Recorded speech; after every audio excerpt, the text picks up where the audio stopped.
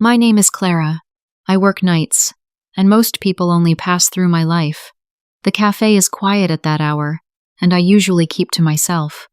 But one man stayed longer than he should have, and I thought it meant something. He kept returning at the same hour, wearing that same quiet smile. I didn't realize there was an entire life he never let me see. I worked the night shift for almost 2 years.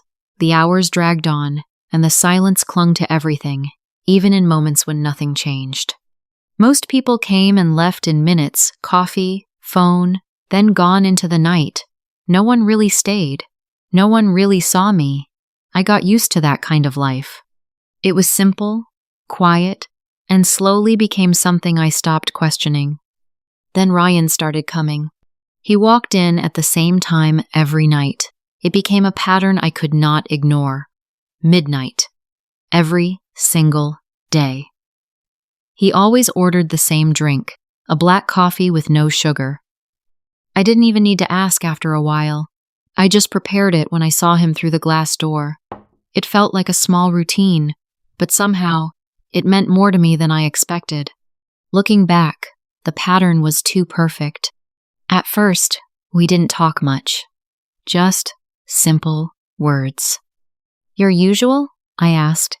He nodded. "Yeah, thank you." That was it, short and easy. But over time, things changed. He started to stay longer. He didn't leave right away like the others. Sometimes, he sat by the window. Sometimes, he watched me clean the counter. I could feel his eyes, but it didn't make me uncomfortable. It felt calm.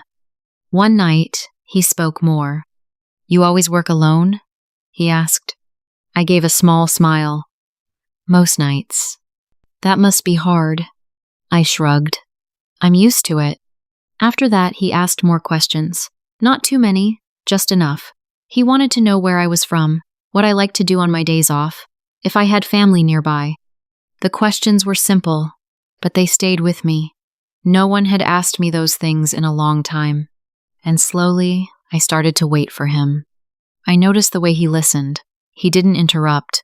He didn't rush me. When I spoke, he stayed quiet, like my words mattered. That feeling was new.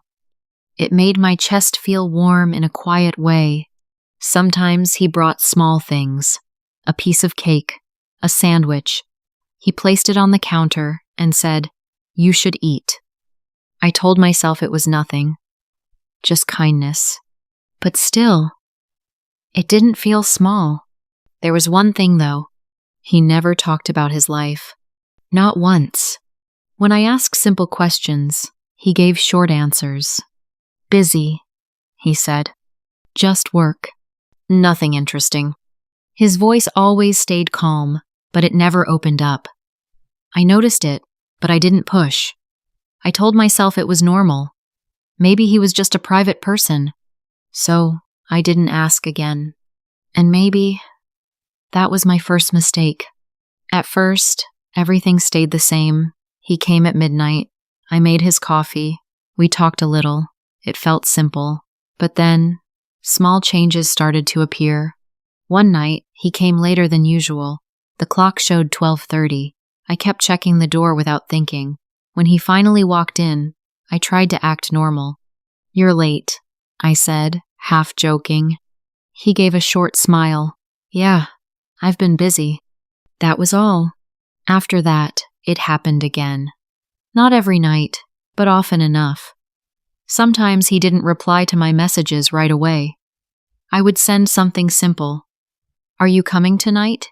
Then I waited. Minutes passed, then hours. When he finally answered, it was always the same. "Sorry. Busy." My thumb hovered over the screen, but I didn't type. I stared at the screen longer than I should. My fingers stayed still. I wanted to ask more, but I stopped myself. I didn't want to sound needy. I told myself it was nothing. People get busy. That's normal. Still, something felt different. Then one night, he surprised me. He walked in holding a small paper bag. He placed it on the counter and pushed it toward me. "For you," he said. I opened it slowly. Inside was a piece of cake. "You should eat more," he added. I looked up at him, a little confused. "You didn't have to do this." He shrugged. "I like being here with you." Those words stayed in my mind. They felt simple, but they carried weight. My chest grew warm, and I couldn't stop a small smile. For a moment, everything felt clear again. Maybe I was overthinking. Maybe things were okay. Maybe I mattered to him. After that, I tried not to question anything. I focused on the small moments, the way he looked at me, the way he stayed longer, the quiet talks we shared. I held on to those things like they were enough. But the questions didn't disappear. One night, when the cafe was empty, I decided to ask something simple. "Do you live nearby?" I said, keeping my voice light. He paused for a second. Just a second, but I noticed it. "Not far," he answered. That was it. No details, no follow-up. The silence that came after felt strange. I wiped the counter slowly, even though it was already clean. My hands moved, but my mind stayed on his answer. Something inside me felt off, like a small crack that I couldn't see clearly. I wanted to ask more. Where exactly? Who do you live with? What do you do after you leave here? But the words didn't come out. I swallowed them instead. He changed the topic quickly. "So, how was your day?" he asked. I nodded and answered, but my voice sounded distant to my own ears. The moment passed, but the feeling stayed. Later that night, after he left, I stood behind the counter alone. The cafe was quiet again. The soft sound of the coffee machine filled the space. I cleaned the same spot twice without noticing. My body moved on its own. Everything looked normal. Everything felt a little different. I told myself to relax. I told myself not to think too much. This was just a small thing. Nothing serious. Nothing to worry about. But deep inside, something didn't sit right. The next few days felt slower. I paid more attention to his words, to what he said, and what he didn't say. I started to notice the gaps, the spaces in his stories, the way he avoided certain topics. Still, I stayed quiet. Then one night, he didn't come. At first, I thought he was just late. I kept looking at the door every few minutes. Midnight passed, then 1 o'clock. The chair by the window stayed empty. I checked my phone. No message. No explanation. I stood there for a long time, holding a cup I didn't need to hold. My fingers tightened around it without thinking. The cafe felt colder than usual. And for the first time, something inside me whispered that this was not normal. That night, I went home with a strange feeling I couldn't ignore. Something was wrong. The next morning, I couldn't sleep. My body felt tired, but my mind stayed awake. That empty chair from last night kept coming back to me. I tried to ignore it, but it didn't work. So I decided to go out for a walk, just to clear my head. The streets looked different in the daylight. I was not used to being outside at that time. Everything felt louder, brighter, and a little strange. People walked past me quickly. Cars moved without stopping. It didn't feel like my world. I kept walking without a plan. One street led to another. I didn't think much about where I was going. I just wanted to feel normal again. Then I saw him. At first, I wasn't sure. I slowed down and looked again. My steps became smaller. My breath caught for a second. It was Ryan. He stood on the other side of the street. But he wasn't alone. A woman stood next to him. She looked comfortable, like she belonged there, like she knew him well. Their bodies were close, not distant like strangers. And then I saw the child. He held a small boy in his arms. The child rested his head on Ryan's shoulder. Ryan smiled down at him, soft and warm. It was not the same smile I saw at the cafe. This one felt deeper, real in a different way. He smiled at the child the way I thought he smiled at me. The woman said something, and Ryan laughed. A quiet, natural laugh. His hand moved gently on the child's back.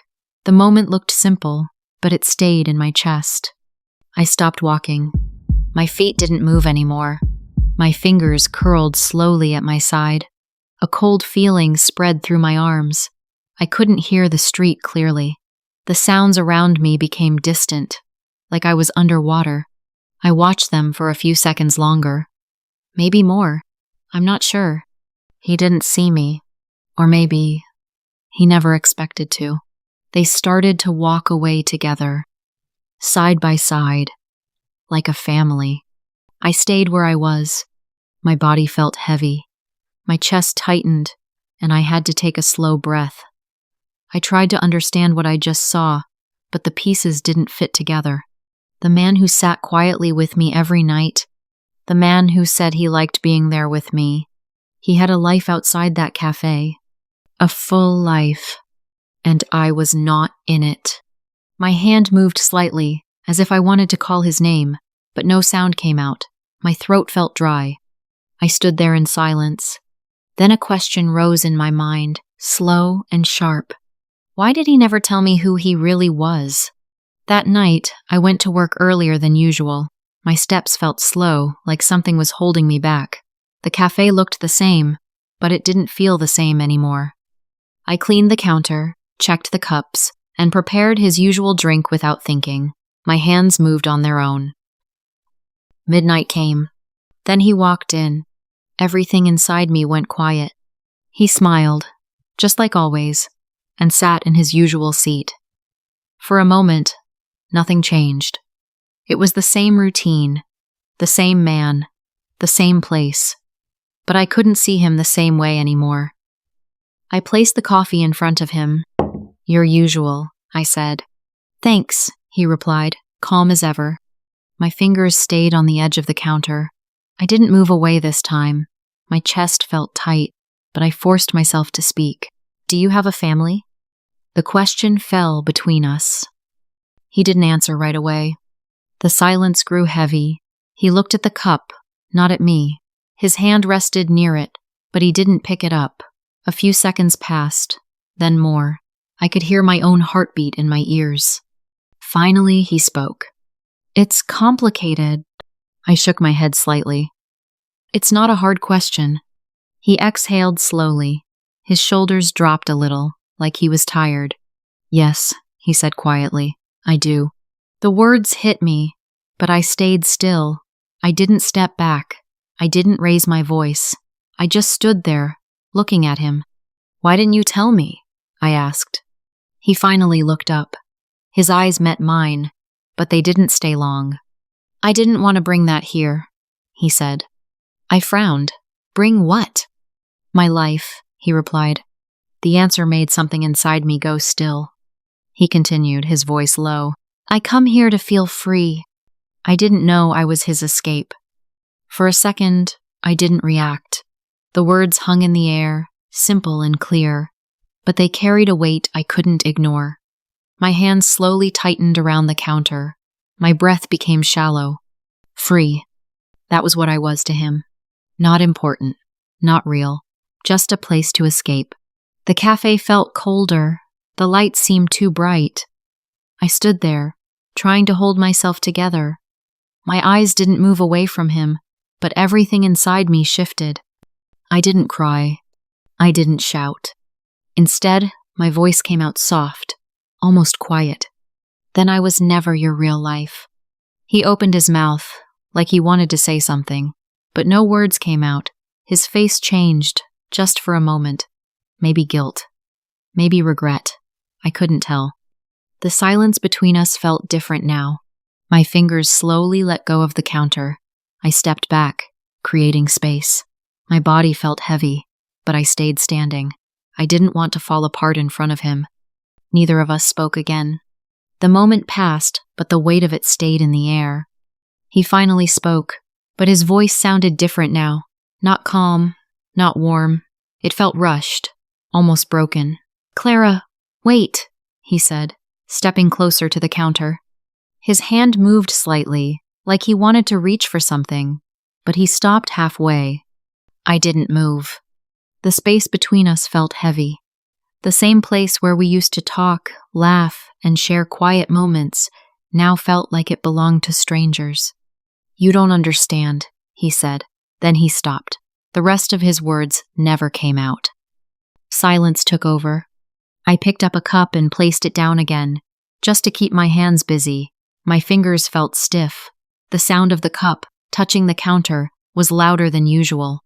"You had a whole life," I said slowly, "and you chose to hide it." He opened his mouth again, but no clear words followed. That pause said more than anything else. I looked at him, really looked this time. Not the man who sat here every night, not the man who smiled softly and asked about my day. This was someone else, someone I didn't know. My chest felt tight, but my voice stayed steady. "I'm not a place you visit when you want to feel free." He tried to speak again, but I stepped back. "I won't be that for you." Silence filled the cafe. The machine behind me hummed softly, like nothing had changed. But everything had. I turned away and focused on the counter, not because I was okay, but because I was done listening. The cafe didn't change. The lights were still soft. The coffee machine still made the same steady sound. Cups lined up on the shelf, just like every night before. Everything looked the same, but it didn't feel the same anymore. His seat stayed empty. I noticed it every time I walked past. The chair near the window, the one he always chose, was still there. No one sat in it for a while. Or maybe I just paid more attention now. Some nights, I almost expected him to walk in again.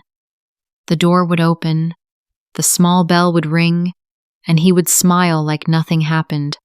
But that never came. I kept working. I took orders. I cleaned the counter. I made coffee after coffee. My hands moved like usual, but something inside me had gone quiet. Behind the counter, there was still a cup I never used for anyone else. It was his cup. I used to keep it ready without thinking. It became a habit, something small, but it meant something to me before. One night, I picked it up and held it in my hands. It felt lighter than I expected. I stood there for a moment, just looking at it. Then I walked to the sink and placed it down. I didn't wash it right away. I just left it there. I didn't need to keep it anymore. The next morning, it was gone. And somehow, that felt right. Time passed. Not all at once, but slowly, in quiet days and calm nights. The cafe was still part of my life, but I was not the same person standing behind that counter anymore. I changed my shift. No more long nights waiting for someone to walk through the door. I started working earlier, when the sun was still up. The light felt different. People came and went, but I didn't watch the door like before. I stopped expecting. I stopped waiting to be chosen. Outside of work, I began to do small things for myself. I signed up for a short course. Nothing big, just something I had always thought about, but never tried. Sitting in that classroom felt strange at first, but also new. Like I was opening a door I had closed a long time ago. Some evenings, I walked home instead of rushing. The streets felt quieter, but not lonely. Just peaceful. There were moments when old memories came back. His voice, his seat, that routine. But they didn't stay as long as before. Now, they passed. I learned to fill my time with things that were real, things that stayed. I no longer waited for someone to choose me. I chose myself. And maybe one day, someone will walk into my life without hiding anything. Someone who stays, not just in one place, but in the truth of who they are. When that day comes, I will be ready. Until then, I am already enough. Looking back now, one truth stays very clear in my mind. If someone hides their life from you, it's because you were never part of it. Real connection does not live in secret. Real love does not need to be hidden. I once believed that small moments meant something deep. I thought being chosen in one place was enough. But now I understand something simple. If a person only shows you one side of their life, then they are not giving you their whole truth. And without truth, there is no real place for you to stand. Not all attention is care. Sometimes, you don't notice it at first, but loneliness can quietly change your standards. When you feel alone for a long time, even small attention can feel like something big. A few kind words, a short moment of care, or a simple routine can start to look like love. But attention is not the same as love. Attention can be easy. Real love takes honesty, presence, and full commitment. You may find yourself holding on to someone who only shows you a small part of their life. It feels comfortable, and you don't want to question it. But when a person avoids the truth, that is already an answer, not a loud one, but a clear one. It's important to pause and ask yourself what you are truly receiving. Are you being included, or just visited when it is convenient? Are you seeing the full picture, or only a small corner of it? You deserve more than partial presence. You deserve something real, open, and complete. Every person has value. That includes you. And because of that, you deserve a love that is honest, full, and not hidden away. Some people watch this and see Clara. Some people see a moment from their own life. When someone stays quiet about who they are, it can feel small at first, but silence can also be an answer. So here is a simple question for anyone listening. When the signs were there, did you trust them, or did you stay and hope things would change? There is no judgment here, only honesty. If this story feels close to home, share your answer below. Type, "I trusted the signs," or "I stayed anyway." Someone reading your words might need that truth today, and this is Peak. We believe stories teach more than language. They teach how to choose yourself. Stay Peak.